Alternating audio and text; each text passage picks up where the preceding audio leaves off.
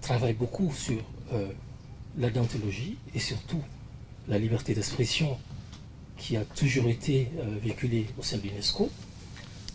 J'ai quand même retenu de son excellence, il a parlé de régulation très participative. Je pense que nous sommes tous, même c'est pas seulement en tant que citoyen, mais en tant qu'ambassadeur, jouer un rôle pédagogique avec tout ce qui est vérification des sources. Être journaliste, c'est aussi éduquer, s'éduquer. Je pense que j'approuve tout ce qu'il a dit et nous sommes de cœur avec lui pour la vérité et rien que la vérité. Merci beaucoup.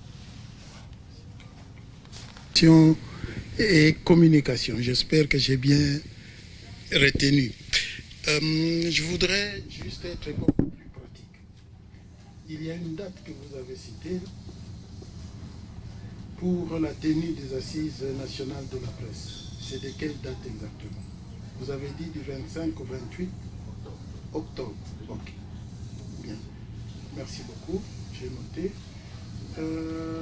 Le rôle des délégations permanentes, c'est de cueillir l'information et faire parvenir cette information dans leur capitale, dans leurs services respectifs.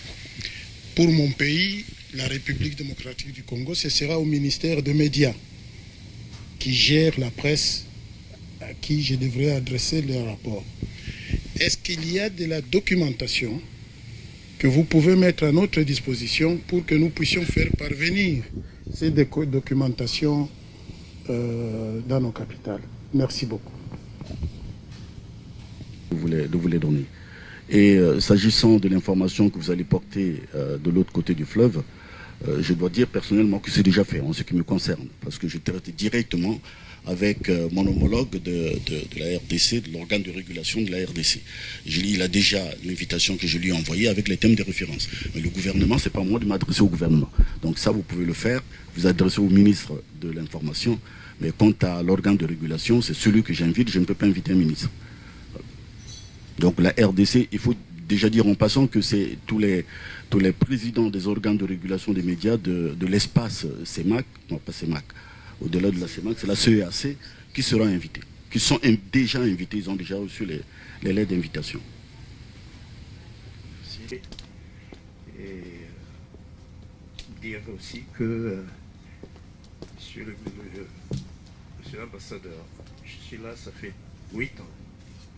J'ai jamais vu la salle aussi bien appropriée, bien organisée.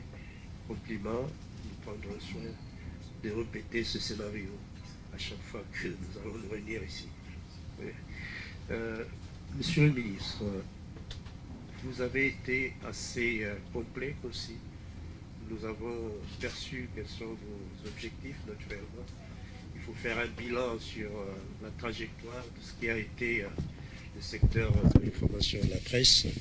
Vous êtes bien tombé à l'UNESCO parce que c'est un des domaines de compétences de l'UNESCO et l'UNESCO qui tient dans sa genèse à aider et à faire asseoir l'idée de la paix en conscience. Et la presse et l'information sont des partenaires privilégiés dans ce sens. Nous avons des programmes, peut-être monsieur le directeur général adjoint va s'y référer. Je n'irai pas en détail, mais l'UNESCO a, à mon avis, 2 programmes. Il y a le programme Information pour tous. Il y a l'information de la communication. Et je crois que ces 2 programmes, dans l'exercice des relations de coopération entre la délégation permanente du Congo et l'UNESCO pourrait être négocié. Le Congo a l'avantage d'avoir sur place une commission, une représentation de l'UNESCO. Chose rare, parce qu'il y a comment on appelle ça, bureau national. Et c'est un de rares pays qui a une assistante présente, parce que ici l'objectif du groupe africain c'est que l'UNESCO soit présent sur le terrain. Et donc c'est un avantage, c'est de ce côté-là que vous pouvez dans la pratique Du reste, le professeur Mandal a anticipé sur ce que tous nous attendons. Vous avez les termes de référence, nous sommes le lien, le pont entre nos pays et l'UNESCO. Dans cette condition, nous vous encourageons. C'est une bonne démarche, une très bonne démarche. Peut-être que nous allons nous inspirer de cette ligne de travail. Merci.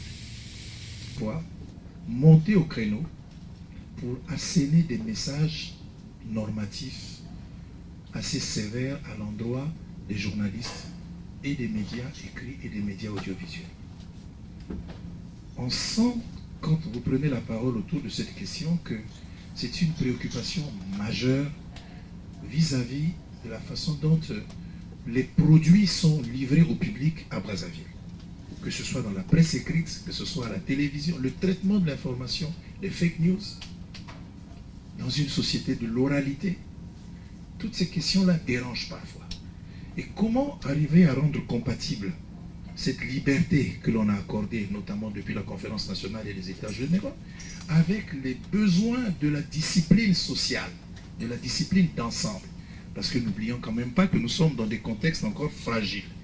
Le Congo, la sous-région, la RDC, le Tchad sont des pays qui ont vécu et peuvent encore demain vivre des soubresauts. Alors, je voudrais que vous vous lâchiez un peu sur cette question. Essayez de nous en dire un peu plus. Et tout à l'heure, je vois quelqu'un, je souhaiterais qu'elle intervienne, c'est une collaboratrice du président de l'ADG Afrique sur la question de la jeunesse et des médias. Tout à l'heure. Tout à l'heure, je vous donnerai la parole, hein, mais au moins sur cette question